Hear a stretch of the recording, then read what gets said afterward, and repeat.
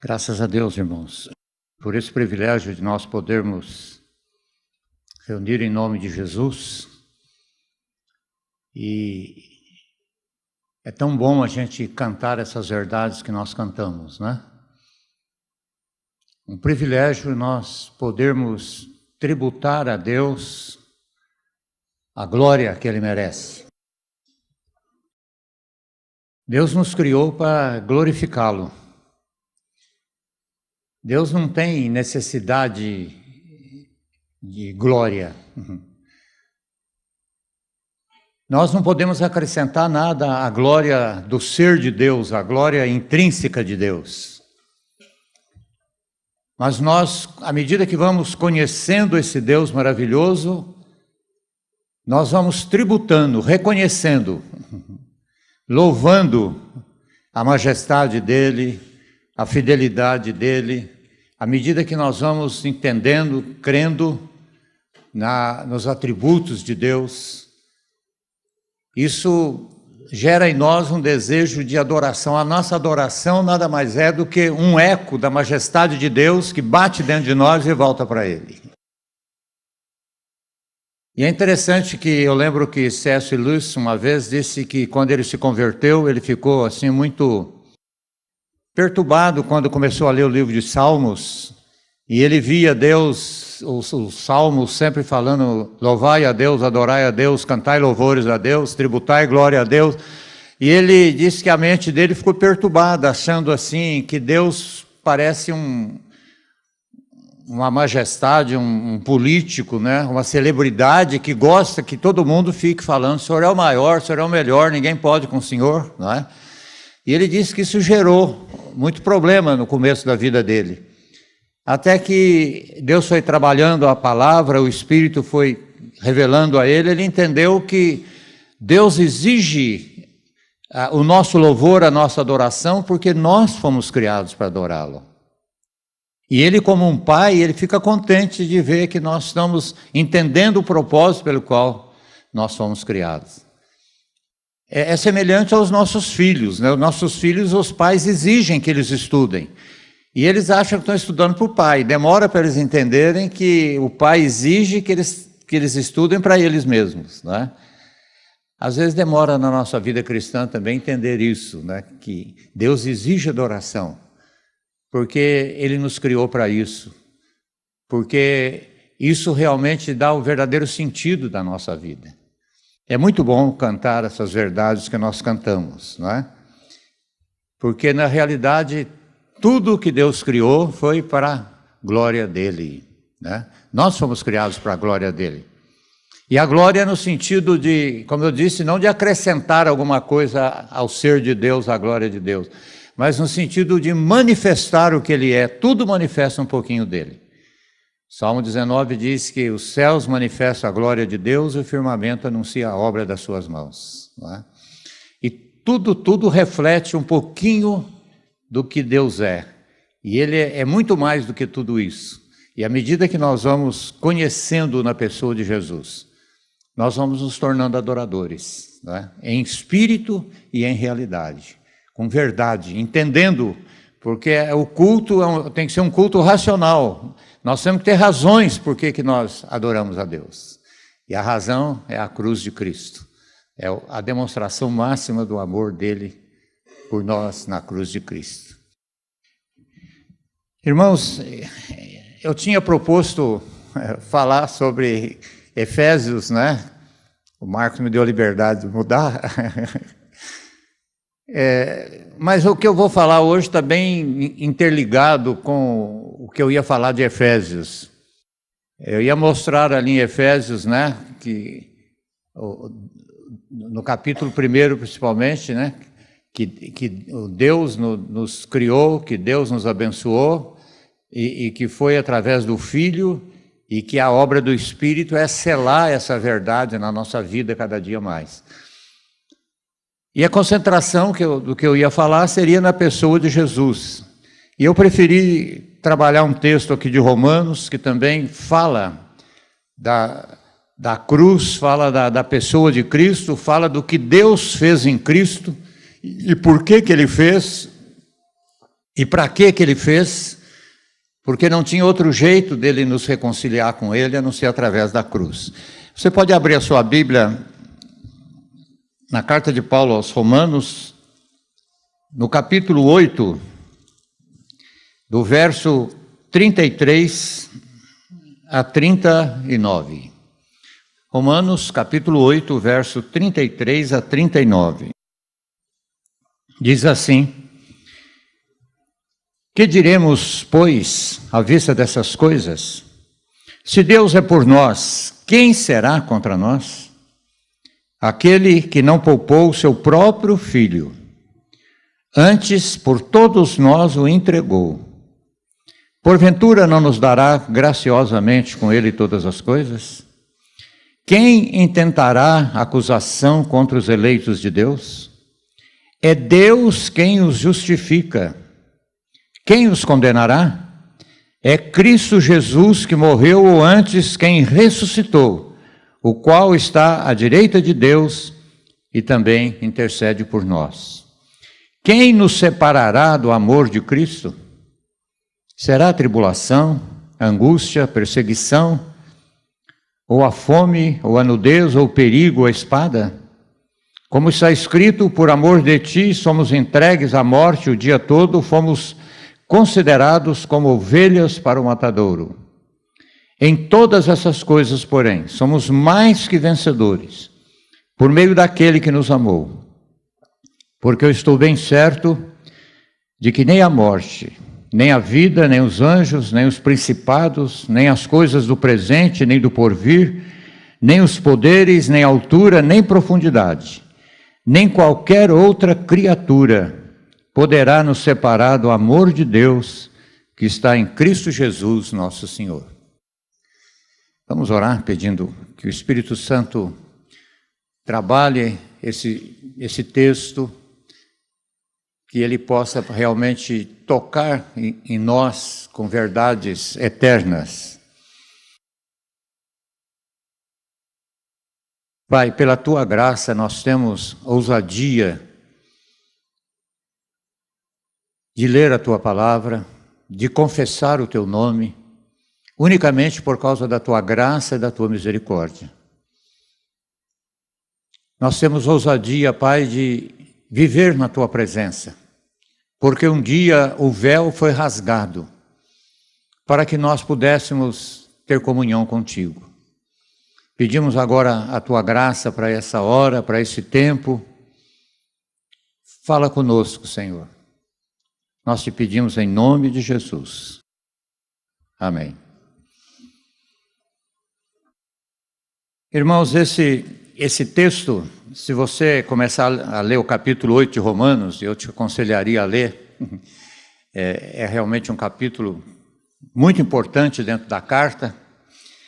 Você vai ver que Paulo fala da grande libertação que nós tivemos em Cristo Jesus. Ele fala que nós somos agora filhos e herdeiros. Ele fala da glória futura, embora passando por sofrimentos presentes ainda. E depois ele fala da intercessão do Espírito. O Espírito intercede por nós. E nesse texto que nós lemos, ele começa dizendo assim: que diremos, pois? Esse pois nos remete ao contexto do capítulo 8 todo. Depois de Paulo falar todas essas verdades, ele faz essa pergunta: o que diremos, pois, à vista dessas coisas? Qual é a nossa reação? Qual deve ser a nossa reação diante de verdades tão profundas, tão tremendas, que o Espírito Santo coloca aqui nesse texto? Se você prestar atenção nesse texto que nós lemos, você vai ver que ele tem 7 perguntas. São perguntas capitais, perguntas muito importantes. E, de certa maneira, ele responde resumidamente cada pergunta. É interessante, se você ainda não percebeu, é um método que o Espírito Santo usa para prender a nossa mente, é fazer pergunta. Você começar a ler os evangelhos e anotar quantas perguntas Jesus faz, você vai ficar assustado de ver. Se você lê também as cartas de Paulo e vê quantas perguntas ele faz, porque quando você faz uma pergunta para uma pessoa, você leva a pessoa a raciocinar, a pensar, a dar uma resposta. E aqui Paulo estava falando justamente isso. O que diremos, pois? O que nós vamos falar diante de tudo isso que foi colocado no capítulo 8? Eu queria trabalhar apenas uma pergunta dessas 7 nessa noite. Eu queria trabalhar a pergunta que está no versículo 32. Aquele que não poupou o seu próprio filho, antes por todos nós o entregou, porventura não nos dará graciosamente com ele todas as coisas? Esse texto, irmãos, fala da prova e da certeza do amor de Deus por nós. E por isso ele fala da cruz. E por isso ele fala da pessoa de Jesus. Por isso ele fala do sacrifício de Cristo. E é interessante que esse versículo, ele contém 2 verdades importantes nesse versículo. Nós vamos ver uma delas, nós podemos dizer que é um fundamento.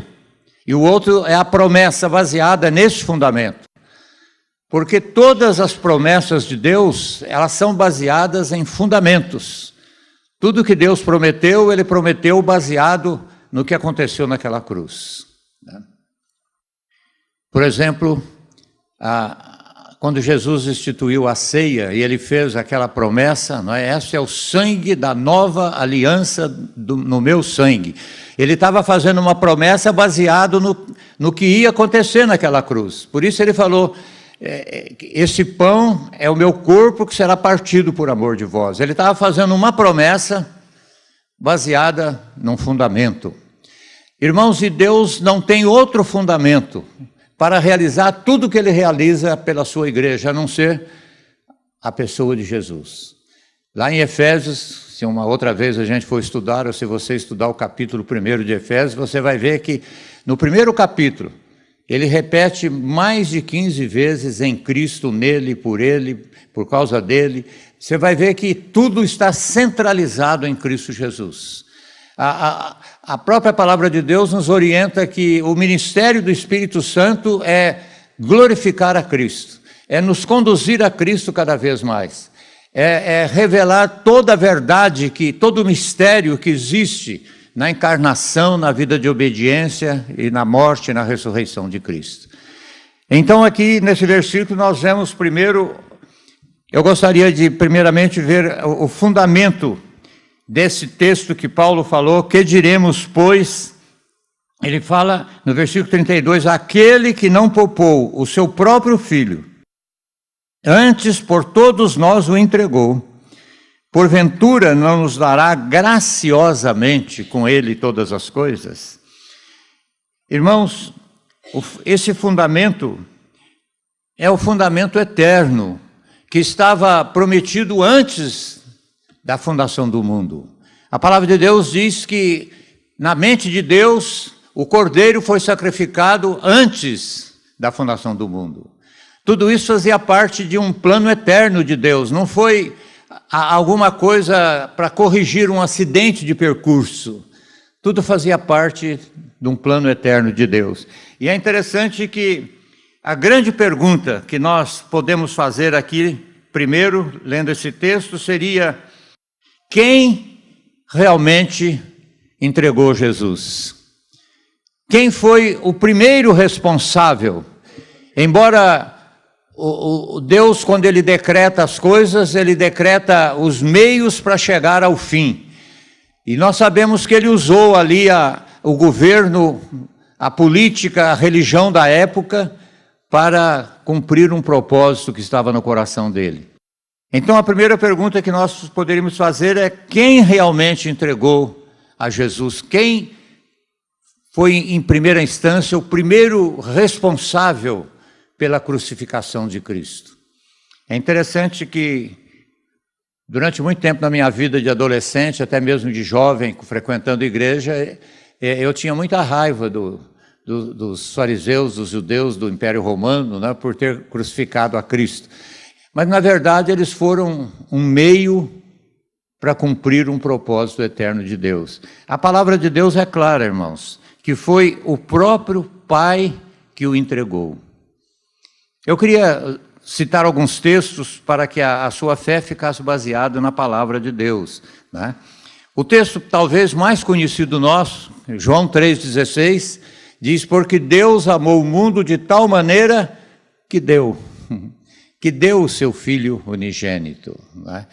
Eu, durante muito tempo, na minha mocidade, eu tinha muita luta com esse versículo. Eu pensava assim, que pai é esse que entregou o filho para uma coisa tão terrível dessa? Demorou muito tempo para eu entender que realmente Deus estava em Cristo reconciliando consigo o universo. Que Deus é um ser triuno, embora as três pessoas, mas um único ser. O Pai não era um espectador da cruz, como nós, pais, somos duas pessoas e dois seres diferentes. Se o seu filho está sendo operado, você fica ali na sala de espera, tenso, nervoso, preocupado, mas você não está passando o que seu filho está passando lá. Mas com Deus é diferente. Por ele ser um único ser, embora um Deus triuno, Paulo fala que Deus estava em Cristo reconciliando consigo o universo. Deus participou do Calvário, o Pai participou daquela paixão também, embora sendo o Filho que morreu, o Filho que foi crucificado. Então esse texto demorou muito para que eu entendesse esse versículo de João 3,16. Se você for ler Romanos 8,3, primeiro Romanos de 1 a 4, um texto muito conhecido, diz assim: agora, pois, já nenhuma condenação há para os que estão em Cristo Jesus. E ele explica por que não há mais condenação. Esse texto nos faz entender que se não fosse a obra de Cristo, nós estaríamos eternamente condenados. E por isso ele podia dizer, agora, por causa do sacrifício de Cristo, não há mais condenação para os que estão em Cristo Jesus. E ele explica por quê. Porque a lei do Espírito da vida em Cristo Jesus se livrou da lei do pecado e da morte. E ele diz assim, porque o que era impossível à lei, o que era impossível à lei? Era nos justificar diante de Deus. Nenhum de nós tinha condição de cumprir toda a lei de Deus. Nós estávamos debaixo de uma sentença, por isso que a Bíblia diz que existe uma maldição para aqueles que estão debaixo da lei. Embora a lei seja santa, justa, boa e perfeita, mas nós não podemos responder ao que a lei pede de nós. E Jesus então veio aqui e cumpriu toda a lei. Satisfez plenamente toda a exigência da lei. Ele pôde satisfazer plenamente o desejo do Pai. E ele pôde agora então nos livrar dessa situação terrível que nós nos encontrávamos. E ele diz, porquanto que fora impossível a lei, visto que estava enferma pela carne, isto fez Deus. O que Deus fez? Deus enviou seu Filho a semelhança de carne pecaminosa, para no tocante ao pecado condenasse o pecado na carne. Foi Deus que enviou o seu Filho. Irmãos, essa é a maior prova do amor de Deus. Quantos textos na palavra de Deus fala para nós a respeito disso? Se você for ver Romanos 8:32, esse texto que nós lemos fala isso. É interessante que a igreja primitiva, ela tinha uma visão clara de que foi o próprio Deus usando o Império Romano, os religiosos da época, que foi o próprio Deus que conduziu a Cristo à cruz do Calvário. Se você abrir a sua Bíblia, abra sua Bíblia em Atos, no capítulo 2, versículo 30 e 23. Atos 2, 23. É o discurso de Pedro no dia de Pentecostes. Se você começar a ler no versículo 14 do capítulo 2, você vai ver que é o discurso de Pedro no dia de Pentecostes.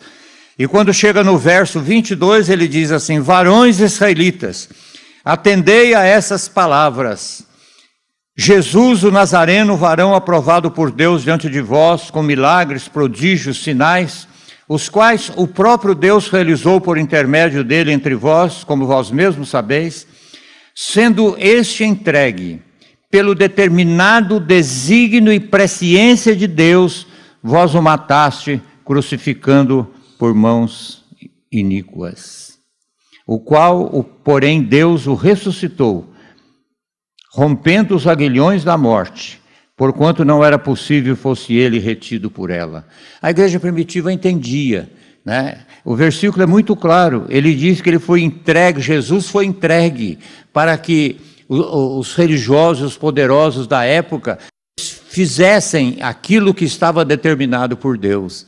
E é interessante que Paulo, em Coríntios, ele usa um versículo muito interessante, acho que é 1 Coríntios, no capítulo 2 de 1 Coríntios, versículo 6, ele está falando da verdadeira sabedoria e o ensino do Espírito Santo. Ele diz assim: entretanto expomos sabedoria entre os experimentados, não porém sabedoria deste século, nem dos poderosos dessa época que reduzem a nada.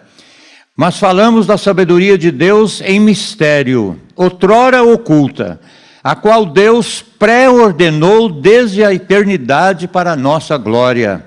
Sabedoria essa que nenhum dos poderosos deste século conheceu, porque se a tivessem conhecido, jamais teriam crucificado o Senhor da glória.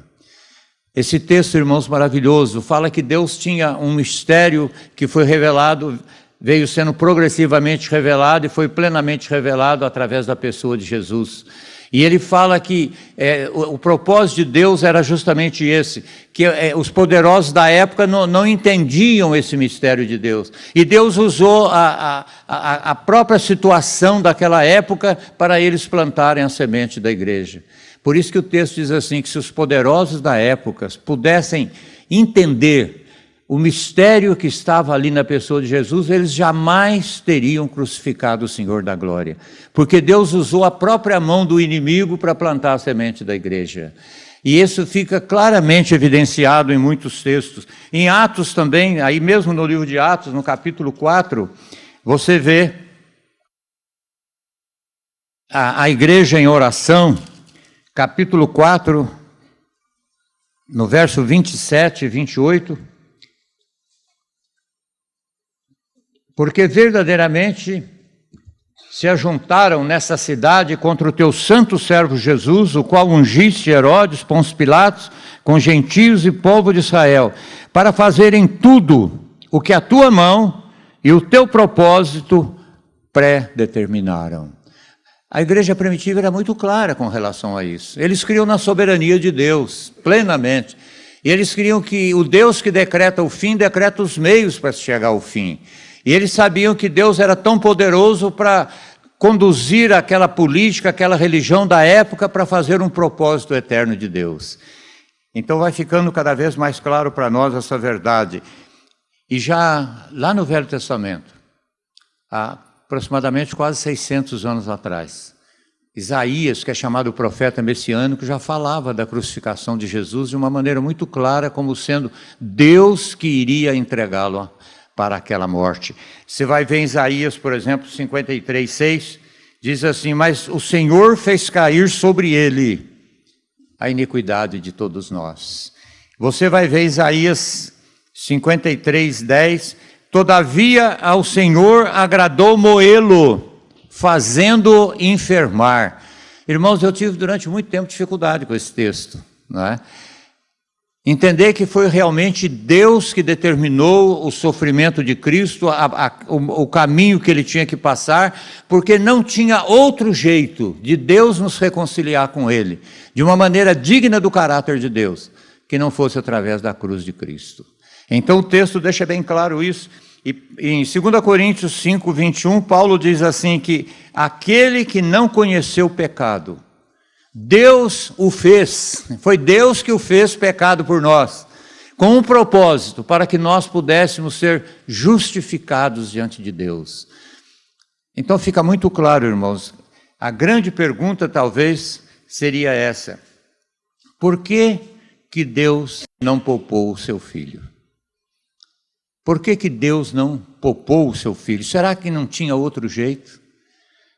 Lá no Getsemane, no momento de maior angústia de Jesus, ele chegou na sua humanidade a dizer: Pai, se for possível, ele está dizendo, se tiver outro jeito, outro meio de haver uma reconciliação com seus filhos, sem que eu passe por aquela experiência de abandono na cruz. É verdade que Jesus, como homem, sofreu fisicamente, mas o que mais temia ele não era o sofrimento físico, era o cálice da ira de Deus que seria derramado sobre ele, né?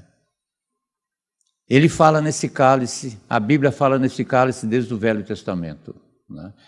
E Jesus diz: Pai, se for possível, passa de mim esse cálice. Outra vez ele diz: porventura não vou beber o cálice que o Pai preparou para mim.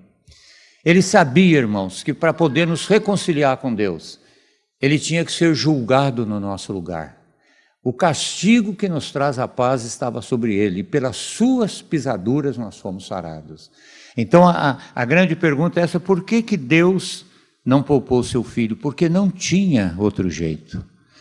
A santidade de Deus, o caráter de Deus, ele não podia varrer o nosso pecado para debaixo do tapete do universo. Ele tinha dito que a alma que pecar, essa morrerá, que o salário do pecado é a morte. O pecado tinha que ser julgado. Deus não perdoa pecado. O pecado tem que ser julgado. Foi julgado lá na cruz. O pecado, ou ele é julgado na cruz, ou vai ser julgado no inferno com aqueles que não creem no Senhor Jesus. Mas o pecado tem que ser julgado.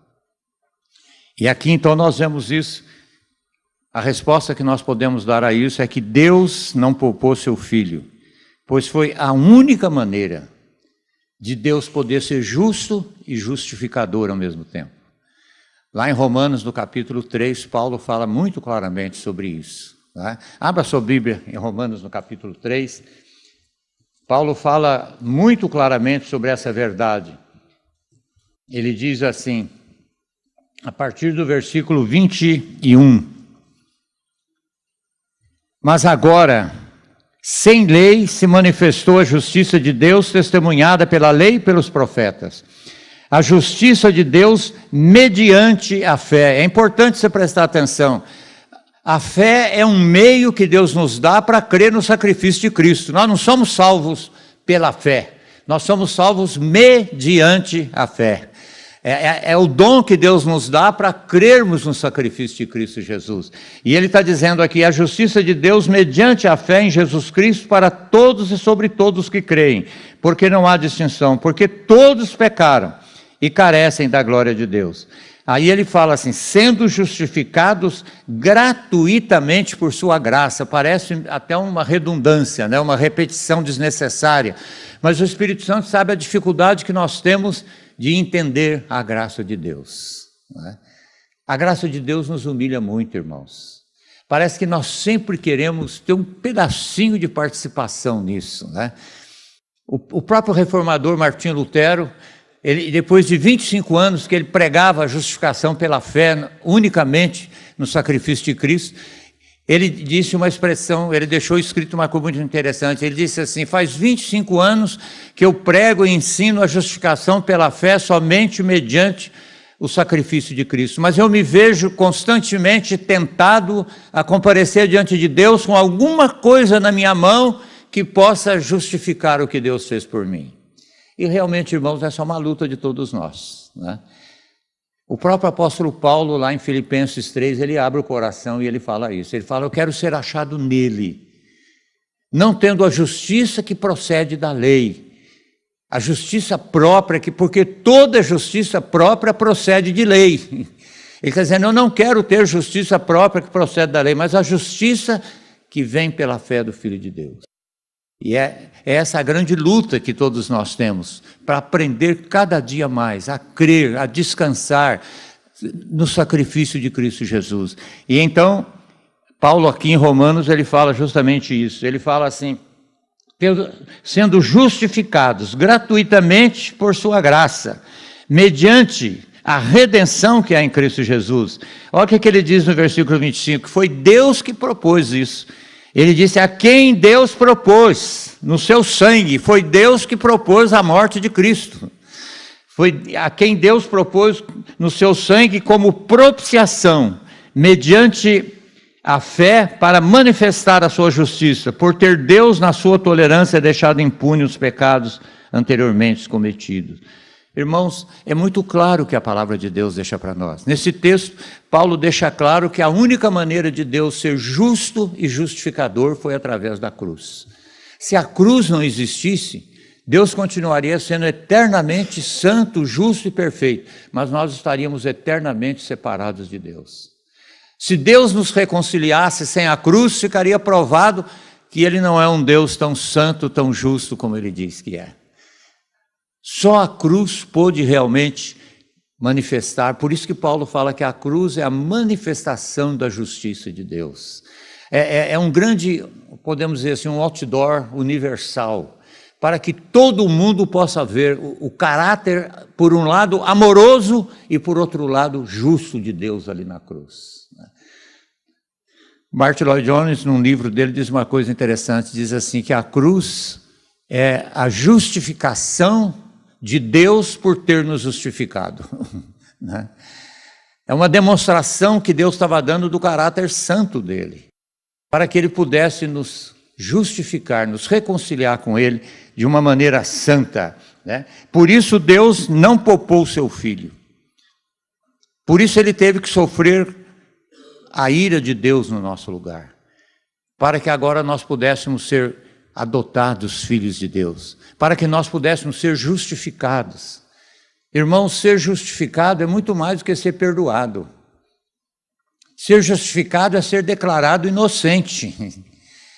Só o Espírito Santo pode nos ajudar a entender verdades que transcendem a nossa limitação.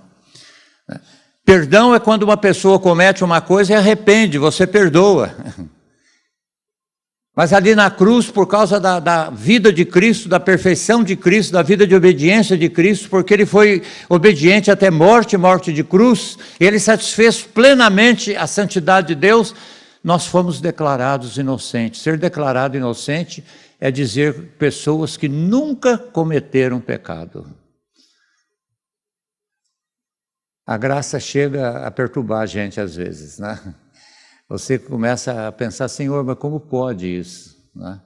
Como o Senhor olha para mim hoje e pode dizer assim, Ele é um inocente, Ele cumpriu toda a lei de Deus, Ele nunca pecou.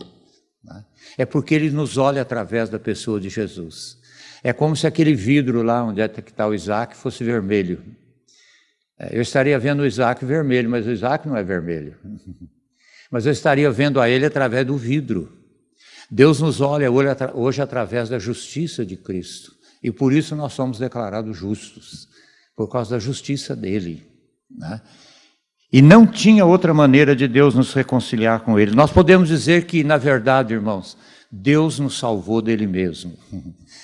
Deus nos salvou da sua ira, da sua justiça. Né? Através da cruz de Cristo, Deus nos salvou dele mesmo.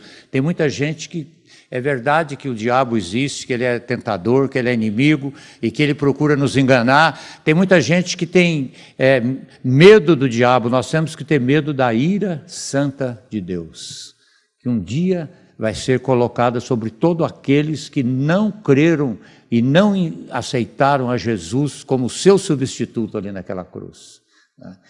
Então a palavra de Deus deixa isso claro para nós. Jesus foi feito maldição, irmãos. Abra sua Bíblia em Gálatas, no capítulo 3, versículo 10 a 14. Todos quanto, pois, são das obras da lei, estão debaixo de maldição. Porque escrito está, maldito todo aquele que não permanecer em todas as coisas escritas no livro para praticá-las. É evidente que pela lei ninguém é justificado diante de Deus, porque o justo viverá pela fé. Ora, a lei não procede de fé, mas aquele que observar os seus preceitos, por ela viverá. Preste atenção agora. Cristo nos resgatou da maldição da lei, fazendo-se Ele próprio maldição em nosso lugar. Porque está escrito, maldito todo aquele que for pendurado em madeiro. E para que ele fez isso? O versículo 14 explica, para que a bênção de Abraão chegasse até nós, por Jesus Cristo, para que nós pudéssemos receber o Espírito Santo prometido. Então, irmãos, a Bíblia deixa claro isso, que não tinha outra maneira. Foi a única maneira que Deus podia nos reconciliar com Ele. Agora, o texto que nós falamos para vocês de Romanos 8, o versículo 32, ele tem esse fundamento, mas ele tem também uma promessa. E essa promessa está baseada numa lógica, porque ele diz assim, o verso 32, aquele que não poupou seu próprio filho, antes por todos nós o entregou. Aí ele faz uma pergunta, porventura, será, por acaso, será que não vai acontecer isso? Ele diz, porventura não nos dará graciosamente com ele todas as coisas? É interessante que essa promessa que está baseada nesse fundamento, ela é uma promessa baseada numa lógica, não é? Aqui o apóstolo Paulo está usando uma lógica do maior para o menor. Ele está dizendo, se foi feito o mais difícil, será que o mais fácil não vai ser feito? Não é? E é interessante que esse argumento é muito usado até mesmo por Jesus. Se você for ver lá em Mateus 25, 35, quando ele está falando sobre a ansiosa solicitude pela vida, ele fala assim, não é o corpo mais do que a veste? Ele fala, olhar os lírios do campo, como eles crescem. E ele está falando, se Deus faz isso com o lírio, você acha que ele não vai fazer com você, que foi criado à imagem e semelhança dele? É interessante que ele estabelece aqui uma lógica de raciocínio, né? Ele diz assim, não é a vida mais que o alimento? Não é o corpo mais do que as vestes? Então nós poderíamos dizer assim, irmãos, se Deus fez o mais difícil, que foi entregar o seu Filho para que nós pudéssemos ser reconciliados com Ele, será que Ele vai nos abandonar agora? Será que Ele vai nos deixar morrer na praia, atravessar o mar e morrer na praia? Então essa garantia da cruz, esse fundamento da cruz é uma garantia da promessa de que Deus está conosco todos os dias, de que vai haver uma restauração, um novo céu, uma nova terra, nós vamos ter uma vida eterna com Jesus. Tudo isso está fundamentado na pessoa e na obra de Cristo Jesus. E aqui ele fala justamente isso. Se Deus fez o mais difícil, será que Ele não vai fazer o mais fácil? A palavra de Deus lá em Filipenses diz, aquele que começou em vós a boa obra, Ele é poderoso para completá-la até o dia de Cristo. Eu sei que todos nós muitas vezes temos lutas grandes com relação a isso. Na nossa peregrinação, nós enfrentamos dificuldades, tem dia que nós estamos abatidos, tem dia que nós estamos desanimados, né? E por isso nós precisamos ler essas verdades na palavra de Deus, orar essas verdades, para que o Espírito Santo realmente nos alimente, para que nós possamos continuar a nossa jornada, aguardando essa verdade da volta de Cristo Jesus. E depois, em Romanos capítulo 5, Paulo vai falar sobre isso também. Romanos capítulo 5, versículo de 6 a 11, olha o que ele diz. Porque Cristo, quando nós ainda éramos fracos, morreu a seu tempo pelos ímpios. Dificilmente alguém morreria por um justo. Pode ser que pelo o bom alguém se anime a morrer. Mas Deus prova o seu amor para conosco, pelo fato de Cristo ter morrido por nós, sendo nós ainda pecadores.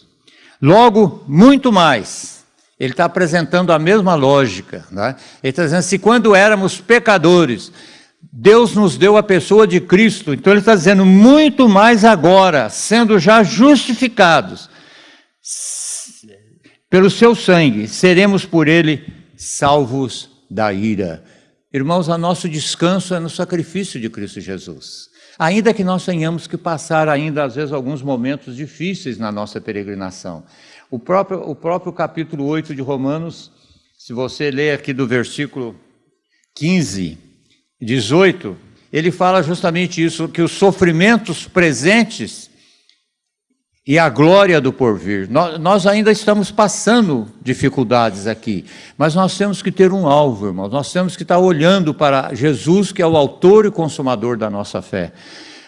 O próprio Jesus tinha um propósito na sua vida. Lá em Hebreus diz que pelo gozo que lhe estava proposto, ele suportou a cruz, a ignomínia e o que ele teve que passar. Então nós precisamos ter sempre em mente essa verdade, que nós estamos aguardando a plena redenção. Nós fomos salvos da condenação do pecado, estamos sendo salvos do poder do pecado, e nós vamos ser salvos um dia na plena redenção da presença do pecado. Esse texto aqui maravilhoso, eu queria terminar lendo esse texto para nós, de Romanos, capítulo 8, versículo 18 em diante.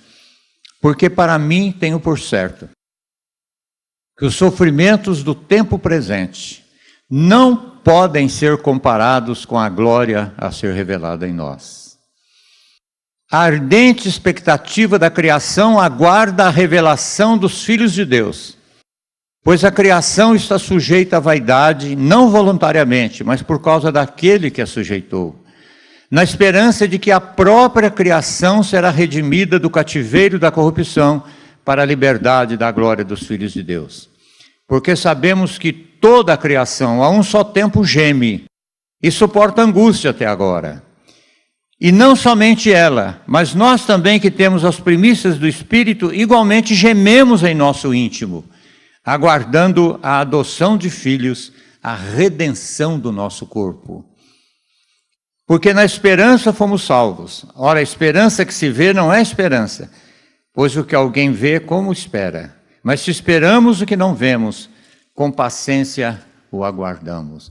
Irmãos, como nós precisamos reler esse texto, e orar esse texto, e pedir que o Espírito Santo, Senhor, coloque essa verdade na minha mente.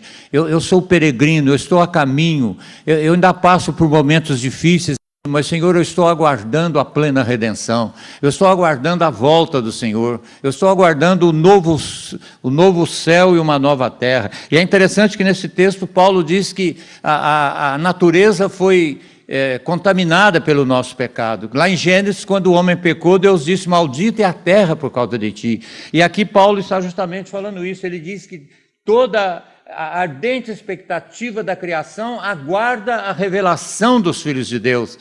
Parece que a natureza tem consciência que primeiro os filhos de Deus vão ser redimidos, para que depois haja a redenção de toda a criação de Deus. Irmãos, tudo isso só foi possível por causa da vida de obediência de Jesus. Porque ele foi obediente até a morte e morte de cruz. Foi a única maneira, não tinha outro jeito, de nós não sermos julgados por Deus, de nós podermos ser declarados inocentes, justificados diante de Deus, começarmos a ter comunhão com Deus, esperança nessa redenção plena. Meu desejo, irmão, é que o Espírito Santo trabalhe essas verdades na sua mente durante a semana. Que você releia algum desses textos e que você ore, peça que o Espírito Santo ilumine, fale, Senhor, que a Tua palavra possa produzir fé no meu coração, na minha mente. Eu quero estar aguardando esse dia maravilhoso. Eu quero estar gemendo junto com a natureza, né? Ele diz que a natureza geme e que nós gememos também. Parece que a natureza está olhando para os filhos de Deus e falando, gente, entende logo o propósito de Deus, porque vocês primeiro vão ser redimidos, depois a natureza vai ser redimida.